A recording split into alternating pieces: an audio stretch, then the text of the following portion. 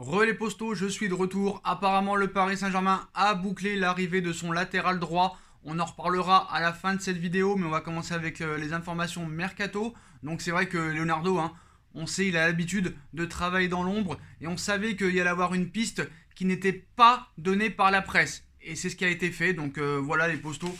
Paris est en passe de boucler son latéral droit, on en reparlera plus tard dans cette vidéo. On va passer aux informations d'abord mercato et Actu Foot. Et on commence avec ce match PSG-l'OM. Téléfoot aimerait voir l'OM remporter le classique face au PSG après la trêve internationale. La Ligue 1 va reprendre ses droits dès ce soir. Donc les Parisiens devront avant tout jouer Lens 3 jours plus tôt avant de recevoir l'Olympique de Marseille. Le PSG va être amoindri par les cas de Covid-19 détectés et va devoir aligner une équipe largement remaniée. La rencontre sera diffusée sur la nouvelle chaîne Téléfoot, dont le directeur général Julien Bergaud a donné une interview à Europe 1 et il a avoué qu'une victoire des Marseillais ferait sûrement du bien à la chaîne. Marseille a une vraie chance de l'emporter. Dimanche, on ne s'immisce pas dans le sportif, mais la dernière victoire de l'OM remonte à novembre 2011, donc c'est vrai qu'une victoire de Marseille pourrait donner une saveur différente à cette Ligue 1 et emballer un peu le championnat. Pas sûr que j'apprécie et que les supporters parisiens apprécient. Bref, on passe à autre chose. Donc, le Real Madrid est prêt à payer très cher pour se débarrasser de Gareth Bale. Le Real Madrid a pris sa décision, il ne veut plus de Gareth Bale et pour faciliter son départ d'ici la fin du mercato, la Casablanca est prête à d'énormes sacrifices. Donc le sérieux quotidien anglais assure en effet que les pensionnaires de Santiago Bernabéu seraient disposés à payer la moitié du salaire actuel du natif de Cardiff pour lui permettre de retrouver un club. En d'autres termes, les merengues sont d'accord pour régler 1,300 000 euros par mois à l'ancien Spurs pour qu'il quitte le championnat et le club. Une stratégie loin d'être étonnante. Les Madrilènes avaient déjà opéré de la sorte pour pousser la légende Iker Casillas vers le FC Porto. Ce mercredi, on apprend en effet que le Real a laissé filer James Rodriguez à Everton sans demander la moindre indemnité de transfert, mais en incluant un pourcentage à la revente pour se débarrasser de ces indésirables. Le Real ne regarde pas la dépense, quand il n'aime plus, il ne compte pas non plus. Donc voilà, les merengues sont d'accord pour régler 1 300 000 par mois à l'ancien Spurs s'il quitte le Real Madrid dans les prochains jours ou à la fin du mercato. Accord Juventus-Higuaín pour une résiliation de contrat. Cela fait maintenant plusieurs semaines qu'un départ de Gonzalo Higuaín est désiré par monsieur Andrea Pirlo. Voilà, en parallèle, le départ de Pipita pourrait avoir une grande influence sur la potentielle arrivée de Luis Suarez à Turin. Mais alors que les négociations patinaient, il semblerait selon Tuttosport que les choses soient rentrées dans l'ordre. En effet, au cours des dernières heures, un accord à l'amiable aurait été conclu concernant la résiliation de contrat de l'Argentin qui toucherait donc un peu moins de la moitié de sa dernière année de contrat en guise d'indemnité de départ, 7,5 millions d'euros, un joli cadeau pour un départ. Acheté 90 millions d'euros en 2016, Pipita Higuaín n'aura pas eu l'impact espéré dans le jeu, en attestent ses multiples prêts à Milan ou encore à Chelsea.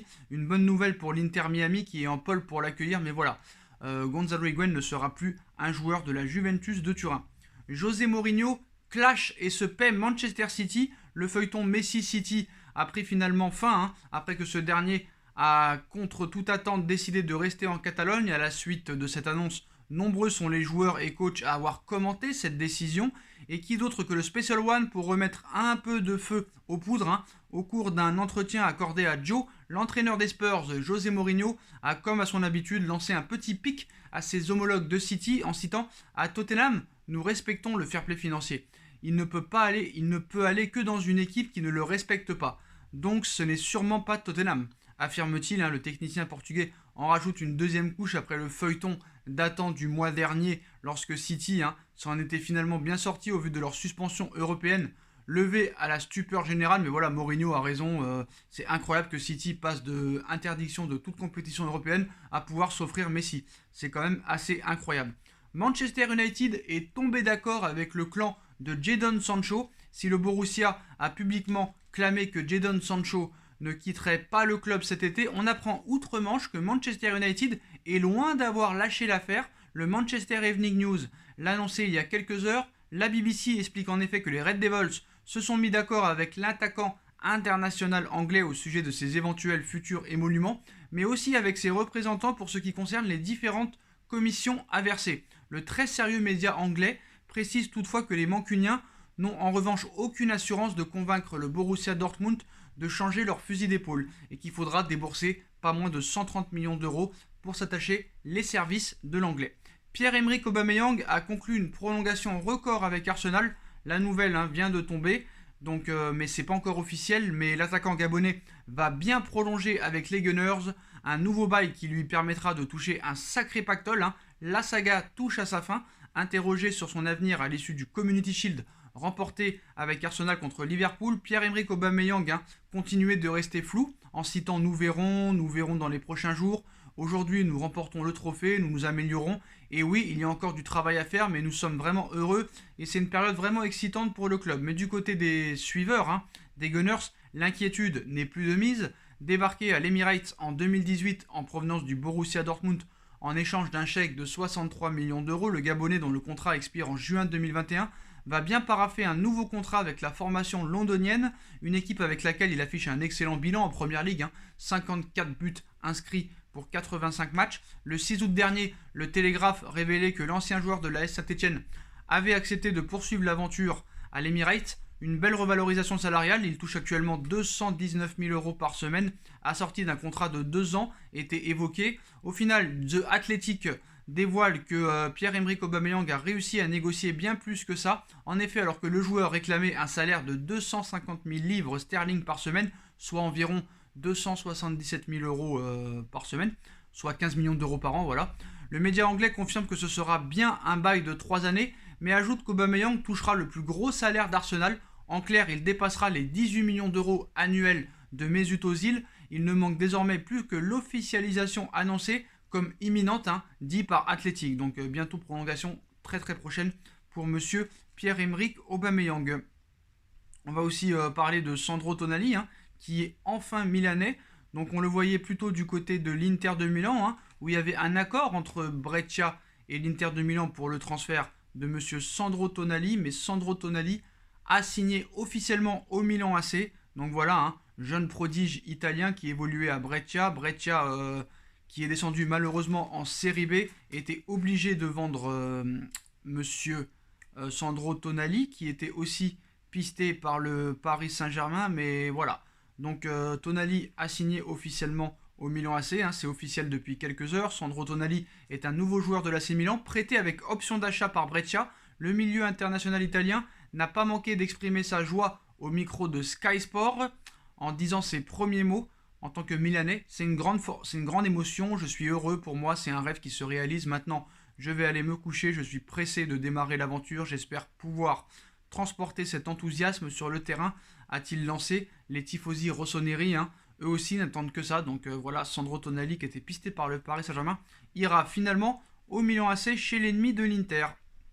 On passe aux déclarations de Olivier Giroud, condamné à jouer le rôle de doublure à Chelsea. L'attaquant français a été sollicité par des clubs de Ligue 1 prêts à lui offrir un meilleur temps de jeu, mais le Grenoblois ne veut pas revenir en Hexagone et surtout pas à l'Olympique Lyonnais.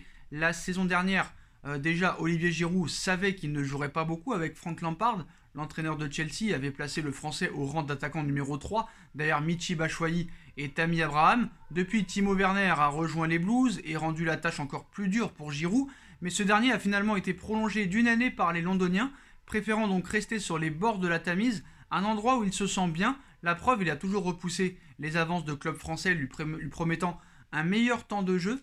Interrogé par SoFoot, l'international français a confirmé que Benoît Costil et Laurent Koscielny l'ont appelé à Bordeaux. Il cite « Pour reformer la fine équipe ». À Bordeaux, bien sûr qu'il y a eu des sollicitations, il y a eu Marseille, Lyon et donc un peu Bordeaux, mais je n'ai pas vraiment envie de revenir en Ligue 1, je sens que j'ai encore de belles années devant moi en Première Ligue, c'est le championnat le plus excitant pour mon profil. Donc Giroud voulait surtout éviter une destination, c'est l'Olympique Lyonnais. Pas emballé par un retour aux sources, Giroud a d'ailleurs expliqué plus en détail pourquoi il a refusé l'OL. Hier, le Progrès a publié quelques lignes de son interview d'Olivier Giroud, dans laquelle le joueur de Chelsea revient sur son choix de ne pas avoir signé à l'Olympique Lyonnais. Une décision motivée par l'envie de ne pas rejoindre le club de cœur de Karim Benzema. Ce matin, l'attaquant de l'équipe de France en a encore parlé et il assume clairement son choix. « Je suis une personne honnête. J'ai du mal avec la langue de bois. En écrivant ça, je vais en surprendre plus d'un. J'en ai conscience, mais c'est le fond de ma pensée. Lyon n'était pas une option. Je l'ai expliqué au président Aulas, depuis que Karim n'est plus en équipe de France, il y a clairement deux camps. Je ne ferai jamais l'unanimité, car on trouvera toujours des gens qui me rendront injustement responsable de son absence, a-t-il déclaré cette fois-ci aux Parisiens. Qu'on le dise, hein, pour voir Olivier Giroud jouer en France, il faudra se contenter de ses apparitions sous le maillot de l'équipe de France. Donc voilà, c'est pas vraiment un clash, mais après, est-ce qu'il a manqué un petit peu de cran? Est-ce qu'il a eu peur d'aller à l'Olympique Lyonnais et que peut-être le public lyonnais ou le public français le clash? C'est une possibilité. Peut-être qu'il a peur, peut-être qu'il n'a pas eu les couilles, ou peut-être que vraiment la Ligue 1 ne l'intéressait guère et qu'il ne voulait pas participer à ce championnat et qu'il préférait rester en première ligue. Voilà, mais il aurait pu rejoindre l'Olympique Lyonnais en janvier, mais voilà. Il a expliqué les raisons, voilà, c'est la seule. Il dit malheureusement, c'est la cruelle vérité, je suis obligé de composer avec ça. Après, sur le plan footballistique, j'aurais pu assumer sans problème, mais je n'avais pas envie de courir le moindre risque pour ma famille ou d'entraîner des désagréments en dehors du foot par rapport à ça. Quand j'ai vu comment certains réagissaient, il avoue ensuite avoir voulu éviter de rejoindre le club qui a fait naître Karim Benzema, donc des propos très forts et révélateurs de la rivalité qu'il semble entretenir avec l'attaquant du Real Madrid. Donc voilà pour Olivier Giroud. Bon, on passe au Paris Saint-Germain, les postos, donc il y a de grosses infos. On va commencer par le groupe parisien qui affrontera le Racing Club de Lens ce soir. Donc 5 jeunes dans le groupe. Ressé absent, décidément. Le PSG démarre sa saison de Ligue 1 sur la pelouse du Racing Club de Lens ce jeudi à 21h. Thomas Tuchel doit faire face à de nombreuses absences liées aux multiples cas de Covid au sein de l'effectif parisien. Et pour constituer son groupe, le coach allemand a dû faire des choix. Donc Téléfoot nous assure ainsi que le technicien parisien a convoqué 5 jeunes évoluant habituellement avec les U19. Xavi Simons, Kay Ruiz, Timothée Pembele, Arnaud Kalimundo et Biangoudjougou Fadiga. On apprend par ailleurs que Jessé Rodriguez, revenu de son prêt infructueux au Sporting, ne sera pas du voyage, contrairement à Marco Verratti, Juan Bernat, Ander Herrera, Idrissa Gueye, Presnel Kipembe, Thilo Kehrer, Julian Draxler ou Colin Dagba, qui seront bien présents eux dans le groupe. Donc je pense quand même qu'avec cette équipe, tu peux quand même espérer gagner à Lens, qui sera privé de son joueur vedette acheté 10 millions d'euros. Donc moi franchement je te dis la vérité, c'est une équipe Lens qui a perdu son premier match cette saison, qui est en Ligue 2. Ils auront des absents aussi, donc voilà. Donc la composition probable, on va voir un petit peu tout ça. La composition probable, pour le milieu de terrain, Tourelle pour aligner un trident de belle facture avec Gueye, Herrera, Verratti. C'est quand même pas monstrueux. Les trois hommes devront alimenter une attaque très particulière composée de Draxler et Sarabia sur les ailes et du jeune Arnaud Kalimundo en pointe. Ce dernier est apparu avec l'équipe première lors des matchs de préparation. Donc voilà, il y aura une équipe compétitive ce soir contre le Racing Club de Lens qui sera aussi privé de nombreux joueurs ce soir. Donc voilà, il n'y a pas vraiment à s'en faire. Je suis quand même assez confiant et Paris n'a pas d'excuses. Voilà, Paris a quand même une équipe compétitive ce soir pour pouvoir l'emporter. Il ne faut pas non plus déconner, je tiens à le préciser quand même. Donc, la piste El Shaarawy est confirmée et Paris l'explore bien. Donc, je ne sais pas si vous vous souvenez de El Shaarawy, transféré pour 16 millions d'euros de l'AS Roma au Shanghai chinois l'été dernier. L'attaquant international italien Stéphane El Shaarawy s'ennuie déjà en Super League de Chine. Le joueur prêté par l'AC Milan à l'AS Monaco en 2015-2016 a des envies de départ et l'a fait savoir à son entourage. Donc vous le savez, selon les informations de Téléfoot, le Paris Saint-Germain serait entré en contact avec l'entourage de Stéphane El Shaarawy, l'international aux 25 sélections. Le joueur passé par le Genoa, l'AC Milan et la Roma serait une piste étudiée par Leonardo pour la fin du mercato. Selon le nouveau média français, la Juve, la Roma et l'Atlético de Madrid seraient également intéressés par le joueur aux 55 buts et 27 passes décisives en 195 matchs de Serie A pour être la doublure de Mauro Icardi. Et on passe à l'information principale de cette vidéo, les postos. Le Paris Saint-Germain est en passe de boucler l'arrivée d'Alessandro Florenzi en quête d'un latéral droit. Le club de la capitale aurait enfin trouvé la cible idoine.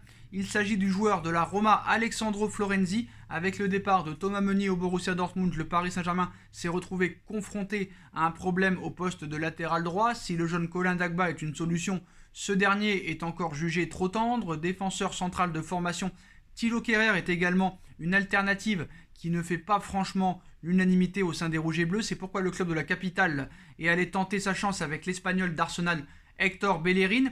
Mais depuis ce jeudi matin, les chances de voir le Catalan débarquer dans la capitale s'amenuisent. En Espagne, la presse pro-Barça a fait savoir que le joueur préférait revenir dans son club formateur en cas d'offensive Blaugrana. Quelques heures plus tard, Sky Italia vient de lâcher une petite bombe. Le joueur qui viendra renforcer le couloir droit de l'arrière-garde du Paris Saint-Germain sera Alessandro Florenzi, âgé de 29 ans. L'Italien appartient à l'AS Roma, qui est sous contrat avec lui jusqu'en 2023, et sort d'une saison en prêt à Valence, une expérience ibérique qui n'a pas été très convaincante, puisqu'il n'a disputé que 12 matchs en Liga.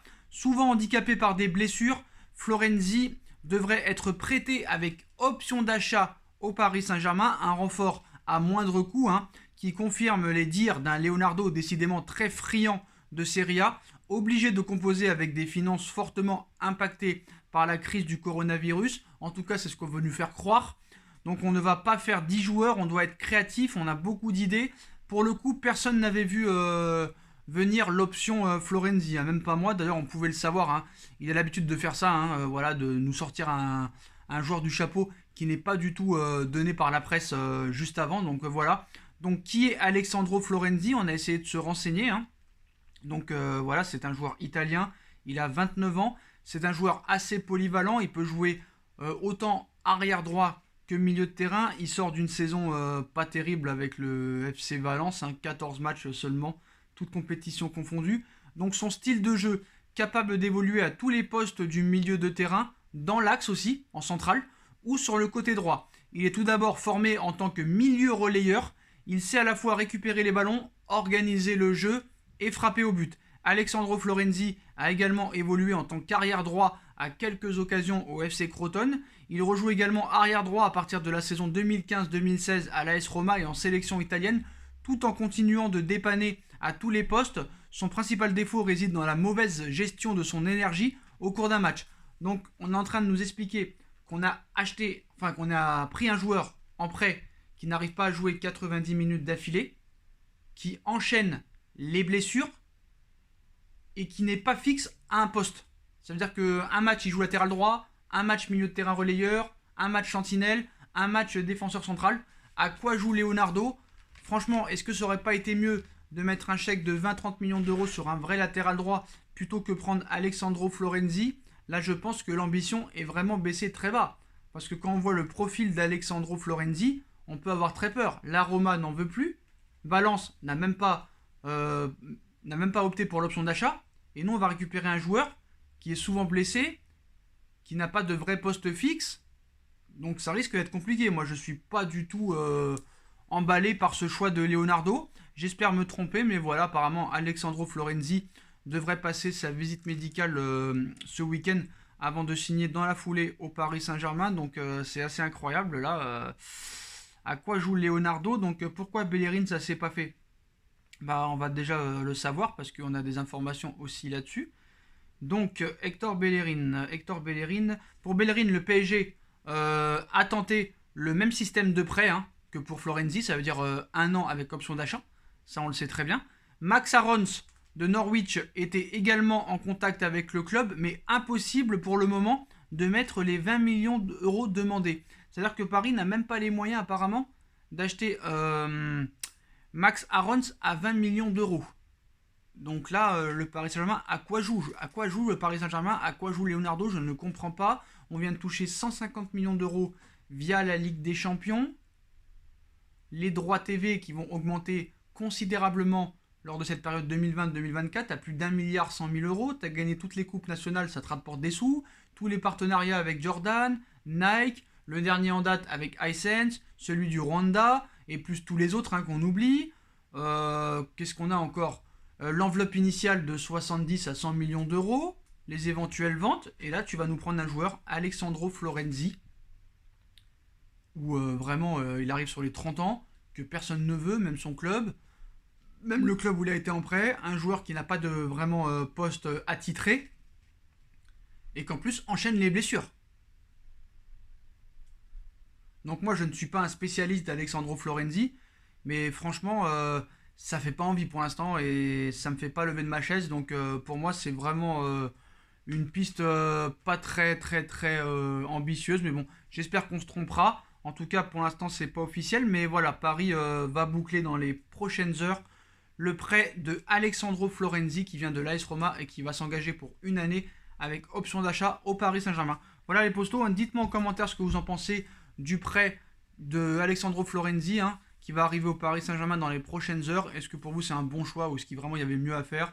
Tu peux même pas mettre 20 millions pour un latéral droit, je comprends pas. Alors peut-être qu'il réserve cet argent pour un très grand défenseur central ou un très gros, voire deux milieux de terrain. J'espère que c'est ça, en tout cas voilà. Et peut-être qu'avec Florenzi, Kerrer et Dagba, ils pensent que ça suffit, parce que voilà, déjà qu'avec eux, tu as été en finale de Ligue des Champions, donc pourquoi pas le refaire. Mais voilà, ça risque d'être compliqué avec un joueur pas vraiment top.